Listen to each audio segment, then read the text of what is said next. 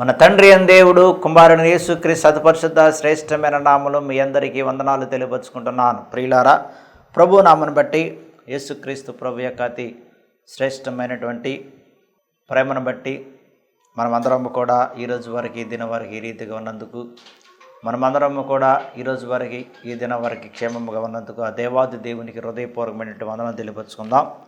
హృదయపూర్వకమైనటువంటి కృతజ్ఞతలు తెలియపరుచుకుందాం.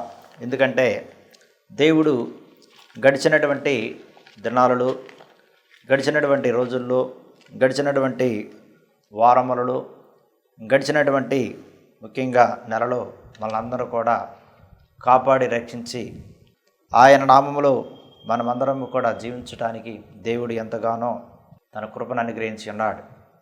కాపాడిన దేవుడు, రక్షించిన దేవుడు, ఆరోగ్యాన్ని ఇచ్చిన దేవుడు, శక్తినిచ్చిన దేవుడు, బలాన్ని ఇచ్చిన దేవుడు.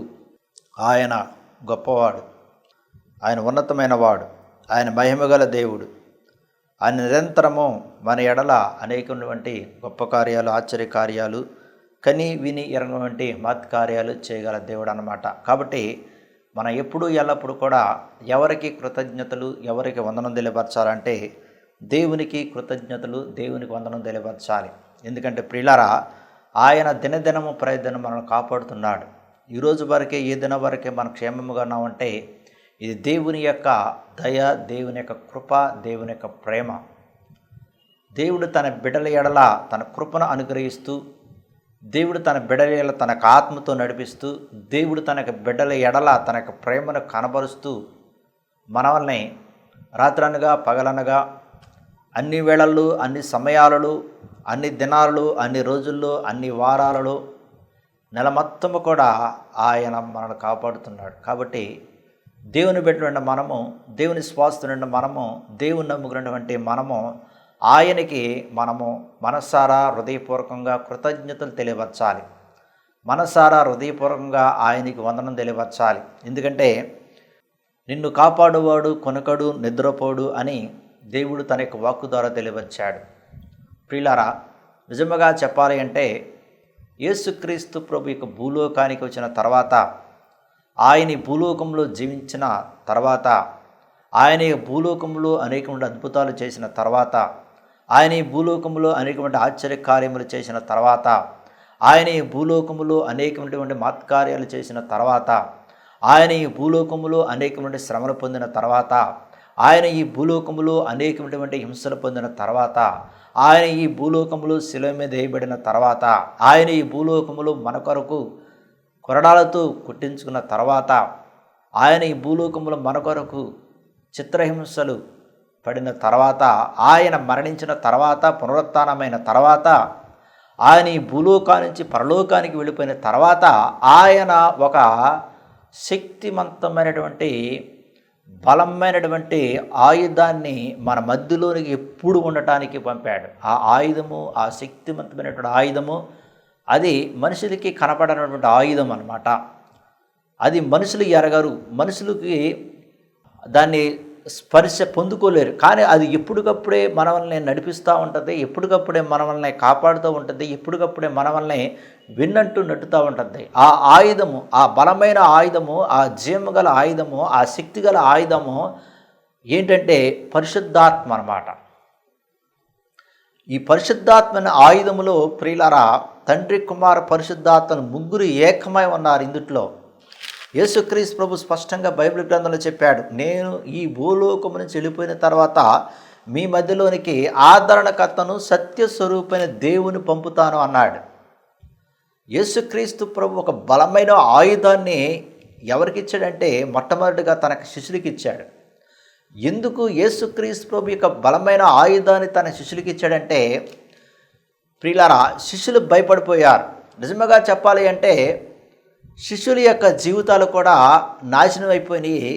శిష్యుల యొక్క జీవితాల మీద ఆశ లేకుండా ఉన్నారు. శిష్యుల యొక్క జీవితాల మీద వాడు కోరిక లేకుండా ఉన్నారు. శిష్యుల యొక్క ప్రాణాలను కూడా వాళ్ళు తమ గుప్పిట్లో పెట్టుకుని మనం బ్రతుకుతామా బ్రతకమా, మనం జీవిస్తామా జీవించమా అన్నారు. ఎందుకంటే ప్రియులారా, నిజముగా యేసుక్రీస్తు ప్రభుని సిలువేసిన తర్వాత అందరూ కూడా యేసుక్రీస్తు ప్రభుకి వ్యతిరేకంగా అయిపోయారు, మరియు శిష్యులు కూడా వ్యతిరేకం అయిపోయారు. శిష్యులు ఎక్కడ కనపడితే వాళ్ళు కూడా పట్టుకుని చంపుదాము, వాళ్ళు కూడా పట్టుకుని హింసిస్తాము, వాళ్ళు కూడా పట్టుకుని అనేకమైనటువంటి బాధలకి హింసలకి లోని చేద్దాలంటే ఆలోచనలు మరి రోమా గవర్నమెంట్ వారు, తర్వాత అనేక మంది ఉన్నారు. ప్రియులారా, అటువంటి తరుణములో మరి యేసుక్రీస్తు ప్రభు మరి ఆయన ఒక్కడనే పట్టుకుని సిలువేసి ఆయన నానా రకాలుగా చిత్రహింసలు పెడుతుంటే వాళ్ళు కొంతమంది కళ్ళారా చూసినట్టు వారు ఉన్నారు, కొంతమంది భయాందోళనలతో పారిపోయినటువంటి వారు ఉన్నారు, కొంతమంది ఏమి చేయాలో దిక్కుతోచని పరిస్థితుల్లో ఉన్నారు.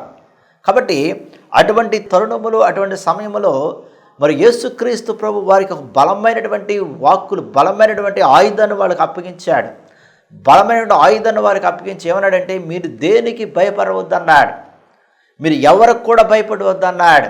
చూడండి ప్రియులారా, మన దేవుడు ఎంత గొప్పవాడు అంటే, మన మరణ సమయంలో కూడా మన యొక్క శత్రువులు మనం వెంటాడుతున్నటువంటి తరుణంలో కూడా మన వల్ల అనేకమైన హింసలు పెట్టాలనేటువంటి ఆలోచనతో ఇతరులు ఉన్నప్పుడు కూడా దేవుడు ముందుగానే మనకి కావలసినవి కూడా ఆయన అనుగ్రహించేస్తాడు.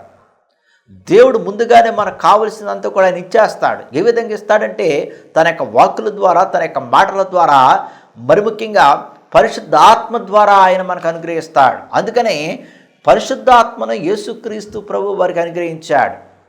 వారికి ఒక శక్తినిచ్చాడు, ఒక బలమైనటువంటి పరిశుద్ధాత్మ అనుగ్రహించాడు. అనుగ్రహించిన తర్వాత యేసుక్రీస్తు ప్రభు ఈ భూలోకం నుంచి ఆయన వెళ్ళిపోయాడు ప్రియులారా.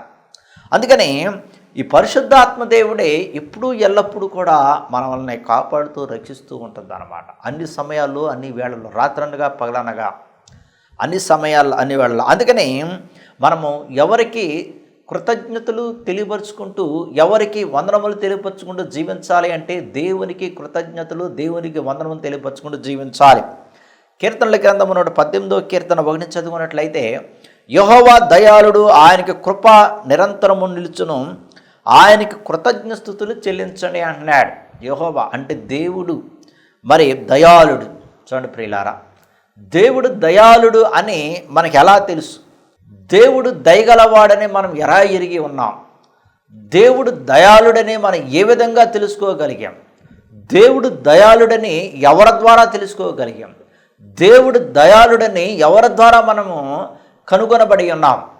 దేవుడు దయాళుడని ఎవరి ద్వారా మనం పొంది ఉన్నాం? ప్రియులారా, యేసుక్రీస్తు ప్రభు వలన అన్నమాట. యేసుక్రీస్తు ప్రభు ద్వారా నిజముగా ఆయన కనికరించే దేవుడని, యేసుక్రీస్తు ప్రభు ద్వారా నిజముగా ఆయన దయచూపే దేవుడని, యేసుక్రీస్తు ప్రభు ద్వారా ఆయన నిజముగా మన మీద దయించి, దయచూపి, కనికరించి, ప్రేమించి, ఆయన ప్రేమ చేత నింపి దినదినము ప్రతిదినం మనం కాపాడుతూ రక్షిస్తున్నాడు అని, రక్షిస్తాడు అని కూడా బైబిల్ గ్రంథము ద్వారా, క్రీస్తు ప్రభు ద్వారా మనకు తెలపరచబడింది ప్రియులారా. యేసుక్రీస్తు ప్రభు ద్వారా మనకు తెలపరచబడింది. యేసుక్రీస్తు ప్రభు ద్వారా మనకి విషాదపరచబడింది. యేసుక్రీస్తు ప్రభు ద్వారా మనకు బోధించబడింది.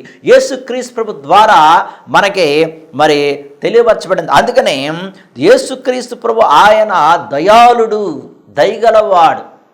బైబిల్ గ్రంథంలో దేవుడు ఎంతమంది మీద దయ చూపించలేదు?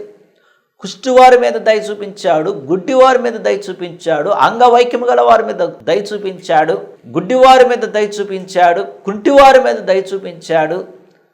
ప్రియులారా, గుడ్డివారి మీద దయ చూపించాడు. అనేక మంది అనేకమైన ఇబ్బందులతో, ఇక్కడలతో జీవించిన వారి మీద ఆయన దయ చూపించాడు. కాబట్టి దేవుడు మన మీద కూడా దయ చూపిస్తున్నాడు. చూడండి, మన గుడ్డివారము కాదు, కుంటివారము కాదు, మోగవారము కాదు, చెవిటివారము కాదు, కుష్ఠరోగంతో బాధపడేవారము కాదు మనం. ప్రియులారా, మరి దేవుడు గుడ్డివారి మీద, కుంటివారి మీద, మోగవారి మీద, చెవిటివారి మీద, అంగవైకల్యం గల వారి మీద, అనారోగ్యంతో బాధపడే వారి మీద, అస్వస్థతో బాధపడే వారి మీద, దెయ్యాలతో పీడింపబడే వారి మీద, ఆహారం లేక అలమడించే వారి మీద, వస్త్రహీనుల మీద, అందరి మీద ఆయన అంత దయ చూపిస్తే, దేవుడు మనకు అన్నీ అనుగ్రహించాడు కాబట్టి, దేవుడు మనకు అన్నీ ఇచ్చాడు కాబట్టి, మనకు కళ్ళు ఇచ్చాడు, చెవులు ఇచ్చాడు, నోరునిచ్చాడు, చేతునిచ్చాడు, కాళ్ళనిచ్చాడు. మనకు అవయవాలు ఏ అవయము కూడా అంగహీనముగా లేదు, అన్నీ కూడా సక్రమంగా ఉన్నవి. మరి మనము దేవుని యొక్క దయ వలన ఈ భూలోకములో మనం జీవిస్తున్నాం. ఆయన యొక్క దయ లేకపోతే, ఆయన యొక్క కనికరం లేకపోతే ఈ భూలోకములో ఏ మానవుడు, ఏ మనిషి కూడా జీవించలేడు ప్రియులారా. అందుకని దేవుని యొక్క దయ ఇక్కడ మనం ఒక్కసారి ఆలోచించుకున్నట్లయితే, ఒక్కసారి ఈ యొక్క దయ గురించి క్షుణ్ణముగా మనము ఆలోచించుకున్నట్లయితే, ఈ దయ, దేవుని యొక్క దయ ఎక్కువగా ఎవరి మీద ఉంటుందంటే ప్రియులారా, అనారోగ్యంతో బాధపడే వారి మీద, అంగహీనుల మీద, బాధలతోనూ వేదనతోనూ రోదనతోనూ ఉండేవారి మీద, అనేకమైన సమస్యల మీద. ప్రియులారా, తల్లిదండ్రులు నిజంగా ఎవరి గురించి బాధపడతా ఉంటారు? ఏ కుమారుడైతే, ఏ కుమార్తె అయితే బాధపడతా ఉంటారు, అనేకమైన సమస్యలతో జీవిస్తూ ఉంటారు, ఆర్థిక ఇబ్బందులు జీవిస్తూ ఉంటారు, అనారోగ్యంతో జీవిస్తూ ఉంటారు, వాళ్ళ గురించి ఎక్కువగా ఆలోచిస్తూ ఉంటారు. వారి గురించి ఎక్కువగా ఆలోచిస్తూ, వారి మీద దయ చూపిస్తూ, వారి మీద ప్రేమ చూపిస్తూ, వారి యొక్క జీవితాలు ఏమిటి అలా ఉన్నవి అని వాళ్ళు ఎక్కువగా మనమేం చేయగలుగుతామా, మనం చేయాల్సింది చేద్దామనేటువంటి ఆలోచనతో ఉంటారు. ప్రియులారా, కన్న తల్లిదండ్రులు మాత్రమే కాదు ప్రియులారా, ఇతరులు కూడా, మనము కూడా ఒకసారి ఎవరైతే అనారోగ్యంతో బాధపడతారో, ఎవరైతే చాలా అనారోగ్యంతో ఎక్కువగా బాధపడతా ఉంటారో వారిని చూసినప్పుడు మనము కూడా వారి మీద దయ చూపిస్తాం. ప్రియులారా, మరి దేవుడు మన మీద ఇంకెంత దయ చూపించాలి? సాటి మానవుడైన మనము, సామాన్య మానవుడంటే మనము, సాటి మానవులుగా సామాన్య మానవులుగా జీవిస్తున్న మనము మన యొక్క సహోదరుల మీద, మన యొక్క బిడ్డల మీద దయ చూపిస్తుంటే, ప్రేమ చూపిస్తుంటే, మన ప్రభు మన ఈ భూలోకములు మనం సృష్టించాడు, మన ప్రభు మన ఈ భూలోకం రూపురేఖలు ఇచ్చాడు, మన ప్రభు ఈ భూలోకం మనకి కావలసిన అన్నీ కూడా అనుగ్రహించాడు. అనుగ్రహించిన దేవుడు, కలిగజేసిన దేవుడు, మనకు అన్ని సక్రమంగా ఇచ్చినటువంటి దేవుడు మన మీద ఇంకెంత దయ చూపించాలో ఒక్కసారి ఆలోచించండి ప్రియులారా. అందుకని దేవుడు దయ ఇప్పుడు ఎల్లప్పుడూ కూడా మన మీద ఉంటుంది. దేవుని యొక్క దయ మన మీద కుమ్మరించబడతా ఉంటుంది. అందుకని ఆయన దయాళుడు, ఆయన కృప ఇప్పుడు ఎల్లప్పుడూ ఉంటుంది, ఆయన కృప ఇప్పుడు ఎల్లప్పుడూ నిలుస్తుంది. ఆయన ఏం చేయాలంటే ఆయన కృప ఉంటుంది కాబట్టి, ఆయన దయ మన మీద ఉంటుంది కాబట్టి, మన దేవుడు చేసిన మేలులు, దేవుడు చేసిన ఉపకారాలు, దేవుడు చేసినటువంటి అన్నీ కూడా మనం ఏం చేయాలంట, ఆయనకి కృతజ్ఞతలు తెలియపరుచుకుంటూ ఉండాలి. ప్రియులారా, ఆయన మేలు చేసే దేవుడు ఎంత మాత్రం కీడు చేసే దేవుడు కాదు. అందుకని ఈరోజు దేవుని యొక్క వాక్యం మనం తెలుసుకునేది, ఎరిగేది ఏమిటంటే, ఎవరి మాటలు మనం వింటున్నాం, ఎవరి మాటలు మనం వింటూ జీవిస్తున్నాం, ఎవరి మాటలు మనం వింటూ మన యొక్క జీవితాన్ని కొనసాగిస్తున్నాం అనేది ఒక్కసారి ఆత్మ పని చేసుకోవాలి. యోహాను సువార్త చదువుకున్నట్లయితే, నా యందు మీరును మీ యందు నా మాట నిలిచి ఉన్న ఎడల, చూడండి, మీకు ఏది ఇష్టమో అడగండి అంటున్నాడు. దేవుడు ఏం చెప్పాడు? అడుగుడు ఇవ్వబడును, తట్టుడు తెరబడును, అడుగు ప్రతి వానికి కూడా ఇవ్వబడును అన్నాడు. అడుగు ప్రతి వానికి కూడా ఇవ్వబడును అన్నాడు. అడుగుడు ప్రతి వానికి కూడా దేవుడు ఇస్తాడు. ఆయన ఇచ్చే దేవుడు, తీసుకునే దేవుడు ఎంత మాత్రమే కాదు, కలగజేసే దేవుడు. ఆయన మనకి ఇప్పుడు ఎల్లప్పుడు ఇచ్చే దేవుడు. ప్రియులారా, మనకు ఒక గొప్ప బహుమానం ఇచ్చాడు దేవుడు. ఏంటంటే, ఈ భూలోకం పుట్టడం అది ఒక గొప్ప బహుమానం అన్నమాట. ఈ భూలోకంలో మనం జన్మించడం అదొక గొప్ప బహుమానం. మన తల్లిదండ్రుల ద్వారా రూపురేఖలు మార్చి ప్రియులారా, అందుకని దేవుడు తన యొక్క వాక్కు ద్వారా ఏం తెలియవచ్చాడు? దేవుడు తన యొక్క వాక్కు ద్వారా ఏమని చెప్పాడు? ప్రియులారా, తల్లి గర్భములో రూపురేఖలు మునిపే నేను నిన్ను ఎన్నుకున్నాను అన్నాడు. నువ్వు పిండమ అవ్వకముందే నా అరచేతులు నేను చిక్కి ఉన్నా అన్నాడు. చూడండి, తల్లి గర్భంలో రూపురేఖలు మునిపే నేను నిన్ను ఎన్నుకుని అన్నాడు. మనకు రూపం లేనప్పుడే, మనకు ఆకారం లేనప్పుడే, మనకు కాళ్ళు చేతులు లేనప్పుడే, మనకు తలకాయ లేనప్పుడే, మనకు నోరు లేనప్పుడే, మనకు కళ్ళు లేనప్పుడే, మనకు ముక్కు లేనప్పుడే, ప్రియులారా, మన అవయవాలు ఏ అవయవం లేనప్పుడే ఆయన మనల్ని ఎరిగి ఉన్నాడు. చూడండి, దేవుడు ఎంత గొప్పవాడో చూడండి ప్రియులారా. ఒక పిండం అవ్వకముందు అన్నాడు అంటే, ప్రియులారా, మన బాలు చూస్తాం కదా, ఆ బాలు అటు తిరిగినప్పుడు ఇటు తిరిగినప్పుడు దానికి ఒక ఆకారం అనేది వస్తూ ఉంటుంది, దానికి ఒక కలర్ అనేది కనపడుతూ ఉంటుంది. బ్లాక్ అయినా, వైట్ అయినా, లేదా బ్లూ అయినా, రెడ్ అయినా, పచ్చగా అయినా సరే, గ్రీన్ అయినా సరే, ఏదైనా సరే, అలా తిరుగుతూ ఉన్నప్పుడు బాలు అది కనపడుతుంటుంది. అట్లాగే దేవుడు మనల్ని పిండం అవుతున్నప్పుడు మన రూపురేఖలు అలా కనపడుతూ ఉండే, ఆకారం అనేది దేవునికి కనపడుతూ ఉండేది. అది మనుషులకు కనపడేది కాదు, అది డాక్టర్లకు కనపడేది కాదు, ఈ భూలోకంలో ఎవరికి కూడా కనపడేది కాదు, అది దేవునికి మాత్రమే కనపడుతుంది. పిండము అవ్వకముందే ఆయన మనల్ని ఒక పిండములాగా తయారు చేస్తూ ఆయన రూపురేఖలు మనకి ఏం చేస్తాడంటే దిద్దుతూ ఉంటాడు. ఇది చాలా గొప్ప విషయం అన్నమాట, చాలా గొప్ప విషయం. మనల్ని పిండముగా ఉన్నప్పుడే ఆయన మన యొక్క రూపురేఖలు ఎరిగి ఉన్నాడు. ఎంత గొప్పవాడో చూడండి దేవుడు. ఒక్కసారి ఆలోచించండి ప్రియులారా. తర్వాత ఇంకొక విషయం ఏంటంటే, మనల్ని ఆయన అరిచేతుల్లో చెక్కి ఉన్నానన్నాడు. తన యొక్క అరిచేతుల్లో ఏ విధంగా చెక్కి ఉన్నాడు? మన యొక్క జీవితాన్ని చెక్కి ఉన్నాడు, మనం ఏ విధంగా పుడతామో, ఏ విధంగా జన్మిస్తామో, ఏ విధంగా మనం ఎదుగుతామో, ఏ విధంగా మనం జీవిస్తామో, ఏ విధంగా ఈ లోకంలో మన యొక్క జీవితాలు కొనసాగింపబడతాయి, ఆయన మన యొక్క ప్రణాళికలు, మన యొక్క ఉద్దేశాలు అన్నీ కూడా ఆయన మన గురించి అరచేతుల్లో చెక్కి ఉన్నాడు. చాలామంది కొంతమంది చూస్తూ ఉంటారు, చేతులు చూసి జాతకం చెబుతూ ఉంటారు. చేతులు చూసి ఇదో మీకు అది జరుగుతుంది, ఇది జరుగుతుంది, అదవుతుంది, ఇది అవుతుంది అని వాళ్ళు ఏయో పుస్తకాలు చదివి లేకపోతే ఆళ్ళు చెప్పిని విని మీకు గీతలు అట్టున్నాయి, ఇట్టున్నాయే, మీకు అట్ట జరుగుతుంది, ఇట్ట జరుగుతుంది అని రకరకాలుగా చెప్పేవాళ్ళు చాలామంది ఉన్నారు ఈ సమాజంలో. కానీ ప్రియులారా, దేవుడు మన పుట్టక ముందే మన గురించి తన అరచేతుల్లో చెక్కి ఉన్నాడు. మన పుట్టక మునిపే మన జీవితంలో ఏమి సంభవిస్తుంది, మన జీవితంలో మరి ఏమి సంభవించబోతుంది, మనం ఏ విధంగా జీవిస్తాము, ఎలా జీవిస్తాము, ఏ విధంగా మన ఇహలోకంలో మన యొక్క జీవితాలు కొనసాగింపబడతాయి అని దేవుడు ఆయన మన పుట్టక ముందే తన అరచేతుల్లో చెక్కి ఉన్నాడు. చూడండి ప్రియులారా, మన గురించి మనకు తెలియదు, మన యొక్క రూపం తెలియదు, మన కలర్ తెలియదు, మన యొక్క జీవిత విధానం తెలియదు. మన ఇహలోకములో ఏదో ఆలోచిస్తూ ఉంటాం, ఏదో జరగాలనుకుంటాము, ఏదో అవ్వాలనుకుంటాము, ఏదో చేయాలనుకుంటాము, అది కావాలి ఇది కావాలి అని అనుకుంటా ఉంటాం ప్రియులారా. కానీ మనం అనుకున్నవన్నీ కూడా అవ్వవు కదా. మనం ఏదో అవ్వాలనుకుంటాం కానీ అది అవ్వదు కదా. దేవునికి ఇష్ట ప్రకారమే, దేవుని యొక్క చిత్త ప్రకారమే, దేవుని యొక్క ప్రణాళిక ప్రకారం ఈ భూలోకంలో ప్రతి ఒక్కరి యొక్క జీవితంలో జరుగుతుంది అనమాట.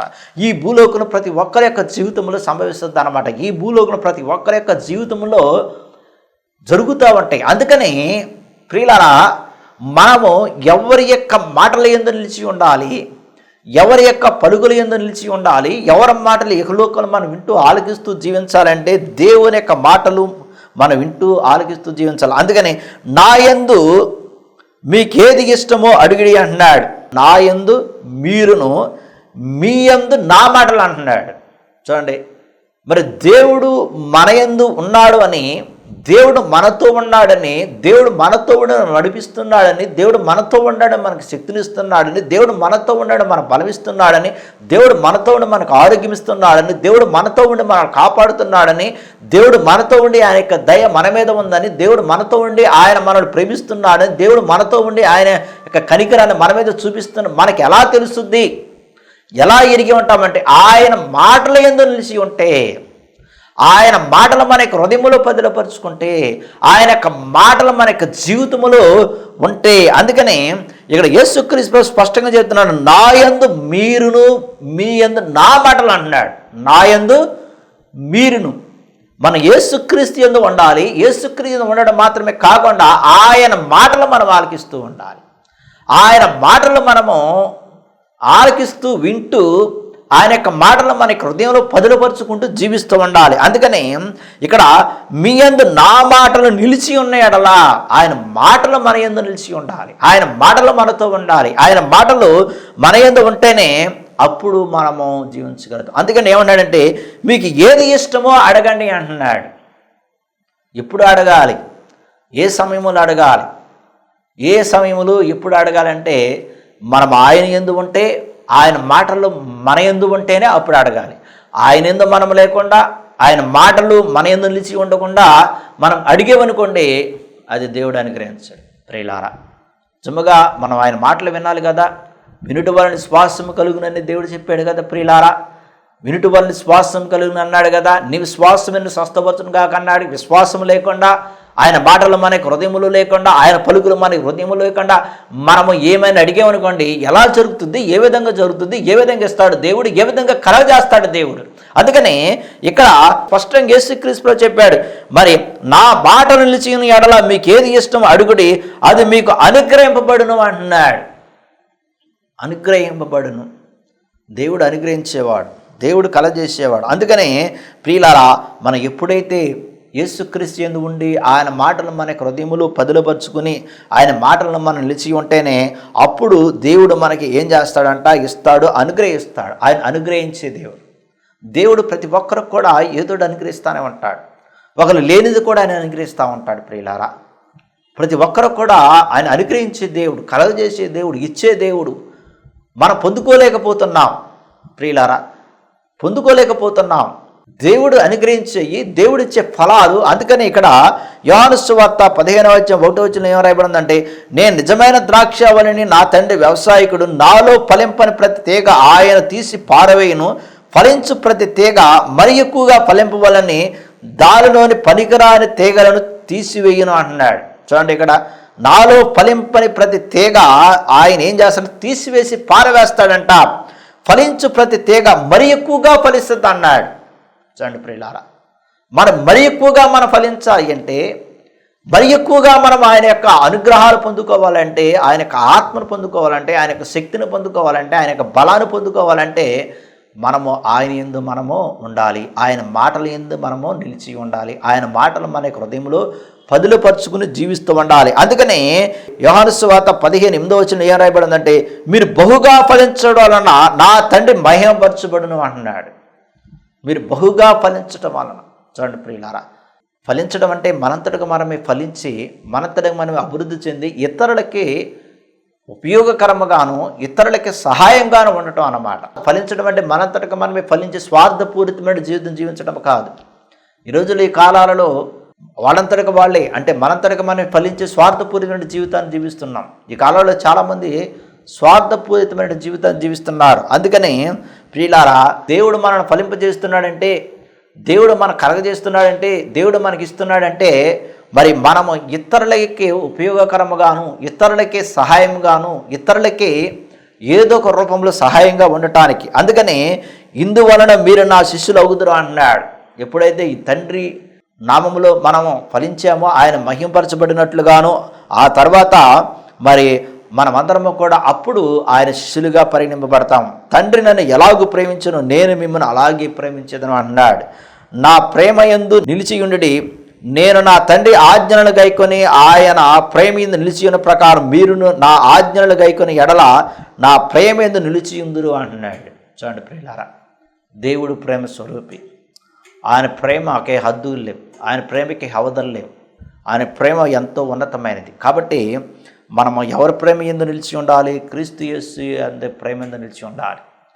దేవుని ప్రేమ యందు నిలిచి ఉండాలి. ఆయన ప్రేమ ఉన్నతమైనది. ఆయన ప్రేమ ఎంతో మరి మహిమగల ప్రేమ, శక్తిగల ప్రేమ అన్నమాట.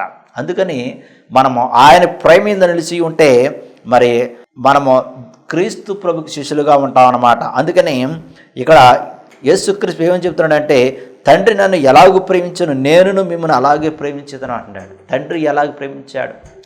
ఆయన కష్టాల్లో ప్రేమించాడు, బాధల్లో ప్రేమించాడు, నిందల్లో ప్రేమించాడు, హింసల్లో ప్రేమించాడు, అవమానాల్లో ప్రేమించాడు, కన్నీటిలో ప్రేమించాడు, వేదనలో ప్రేమించాడు, రోదనలో ప్రేమించాడు. ప్రియులారా, సంతోషంలో ప్రేమించాడు, ఆనందములో ప్రేమించాడు, కష్టకాలములో ప్రేమించాడు. అన్ని వేళల్లో, అన్ని సమయాలు, కుమారుడి యొక్క భూలోకములో ఉన్నంత కాలము దేవుడు తండ్రి కుమారుడిలో ఎంతగానో తన యొక్క ప్రేమను కనపరిచాడు. అందుకని ఇక్కడ నా తండ్రి నన్ను ఎలాగూ ప్రేమించానో నేను మిమ్మల్ని అలాగే ప్రేమిస్తాను అన్నాడు. చూడండి, ఇది ఎంత చక్కని మాట. చూడండి ప్రియులారా, తండ్రి నన్ను ఎలాగూ ప్రేమించాడు. భూలోకములో క్రీస్తు ప్రభు జీవించినంత కాలము కూడా తండ్రి కుమారుడిని ప్రేమించాడు. అందుకని కుమారుడు ఏమన్నాడు? నా యందు నేను తండ్రి యందు, తండ్రి నా యందు ఉన్నాడు అన్నాడు. నేను తండ్రిలో ఉన్నాను, తండ్రి నాలో ఉన్నాను అన్నాడు. చూడండి ప్రియులారా, నా అంతటికి నన్ను ఏమీ కూడా నేను బోధించట్లేదు. తండ్రి నాకు ఏదైతే బయలుపరిచాడో, ఏదైతే తెలియపరిచాడో అదే నేను బోధిస్తున్నానని యేసుక్రీస్తు చెప్పాడు. అందుకని ఇక్కడ ఏమన్నాడంటే, చివరిగా నా యందు నిలిచి ఉండి, నేను నా తండ్రి ఆజ్ఞలను గైకొని ఆయన ప్రేమ యందు నిలిచి ఉన్న ప్రకారం మీరును ఆయన ఆజ్ఞలను గైకొని ఎడల నా ప్రేమ యందు నిలిచి ఉందురు అంటున్నాడు. తండ్రి యొక్క ఆజ్ఞలను గైకొనాలి.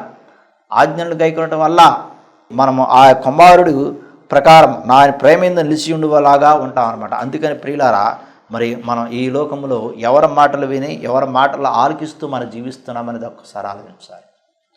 దేవుడు గొప్పవాడు కాబట్టి, ఆయన ఉన్నతమైన వాడు కాబట్టి, ఆయన ఎప్పుడు ఎల్లప్పుడూ ఒకే రీతిగా ఉండే దేవుడు కాబట్టి, మారణ దేవుడు, మరువున దేవుడు కాబట్టి ప్రియులారా, ఆయన మనల్ని ఎల్లప్పుడూ కాపాడుతూనే ఉంటున్నాడు. దినదినం ప్రజలను కాపాడుతూనే ఉంటున్నాడు. దినదినం ప్రజలను రక్షిస్తూనే ఉంటున్నాడు. దినాలు, రోజులు, సంవత్సరాలు గడిచిన కొద్దీ, నెలలు గడిచిన కొద్దీ, వారాలు గడిచిన కొద్దీ దేవుడు మనం కాపాడుతున్నాడు. అందుకని ప్రతి రోజు, ప్రతి దినము, ప్రతి వారము, ప్రతి నెల మనము ఎవరికి కృతజ్ఞతలు, ఎవరికి వందనం తెలియపరుచుకుంటూ ఎవరి మాటల యందు మనం నిలిచి ఉండాలి అంటే ప్రియులారా, దేవుని మాటల యందు నిలిచి ఉండాలి. ఆకాశము భూమి గతించును కానీ నా మాటలు గతించవన్నాడు. ఆకాశము భూమి గతిస్తుంది, నా మాటలు గతించవన్నాడు. కాబట్టి ప్రియులారా, మరి దేవుని యొక్క మాటల యందు మనం నిలిచి మనం ఎప్పుడు ఎల్లప్పుడు ఆయన మాటలే వింటూ యహలోకపరమైనటువంటి మాటలు, యహలోకంలో ఉన్న వారి మాటలు మనం వినకూడదు. మన చెవులు ఎప్పుడు కూడా వాళ్ళ మాటలు వినాలి, వీళ్ళ మాటలు వినాలి, వాళ్ళేం చెప్తారు వీళ్ళేం చెప్తారని ఎక్కువ శాతం మన చెవులు ఎదురు చూస్తూ ఉంటాయి. చెవులకు ఉన్నటువంటి బలహీనత అది ప్రియులారా. చెవులుకున్న బలహీనత చెవులకు ఉంటుంది, కళ్ళుకున్న బలహీనత కళ్ళుకు ఉంటుంది, చేతులకుండే బలహీనత చేతులకు ఉంటుంది, నోరుకుండే బలహీనత నోరు కాడ ఉంటుంది ప్రియులారా. నాలుగుండే బలహీనత నాలుగు కాడ ఉంటుంది. ఎందుకంటే చూసిందల్లా నాలుగు ఏం చేస్తుంది, రుచిగా ఉంటుంది, తినాలనిపిస్తుంది. అది నాలుగున్నటువంటి రుచికరమైనటువంటివి ఉంటాయి అన్నమాట నాలుగు మీద. అవి కొన్ని పదార్థాలు చూడంగానే మనకు అనిపిస్తూ ఉంటాయి, తిను అని.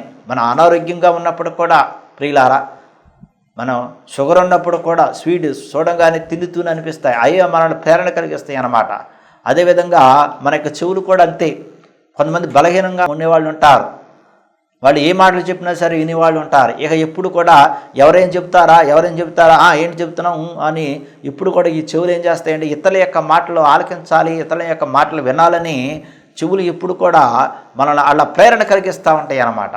అదేవిధంగా కళ్ళు, అదేవిధంగా చేతులు, అదేవిధంగా కాళ్ళు ప్రియులారా. మరి ఆహారం కూడా. అందుకని ఈ రోజున అనేక మంది మరి ఆహారాలు తిని ఆరోగ్యాన్ని పాడు చేసుకునే వాళ్ళు కూడా చాలామంది ఉంటున్నారు. ఏదేమైనా సరే ప్రియులారా, మనం ఇవన్నీ కూడా జ్ఞానేంద్రియాలన్నింటిని కూడా ఎక్కువ నియంత్రణ చేసుకుని దేవుని మాటలు ఇప్పుడు కూడా వింటూ ఆలకిస్తూ ఆయన మాటలు మన హృదయంలో పదిలపరుచుకుంటే అప్పుడే మనం ఆనందంగా సంతోషంగా జీవించగలుగుతాం. దేవుడికి వాక్యం దీవించి మహింపరచును గాక. ఆమేన్. ప్రార్థన చేసుకుందాం. మమ్మల్ని మిక్కిలుగా ప్రేమించిన మా యొక్క పరలోక తండ్రి, నీ ఘనమైన శ్రేష్టమైన నామనికి వందనాలు, స్తోత్రాలు నా ప్రభువా. నీ నామని నీకు వాక్యాన్ని వినియున్నాం, ఆలకించిన వాక్యాలను మర్మాలను సత్యాలు బయలుపరచు నీకే వంద, నీకే స్తోత్రం నా ప్రభువా. ఎవరెవరైతే నీ వాక్యాన్ని ఇప్పుడు వారికి విన్నారో, ఆలకించిన వారికి శక్తిని, బలమును, ఆరోగ్యమును అనిపించి ప్రార్థన చేస్తున్నా. ఎవరెవరైతే నా తండ్రి ఇదిగో నా ప్రభువా మరి ఈ ప్రార్థన ఏకీస్తున్నారో వారిని కూడా నీ కృపతో నింపండి. వారి జీవించే విధానం కూడా తోడినండి, వారికి కూడా శక్తిని, బలమును, ఆరోగ్యం అనిపించి ప్రార్థన చేస్తున్నారు తండ్రి. వారికి ఎటువంటి అవసరాలు నీకే తెలుసు కాబట్టి ప్రతి ఒక్క అవసరం తీర్చమని ప్రార్థన చేస్తున్నా తండ్రి.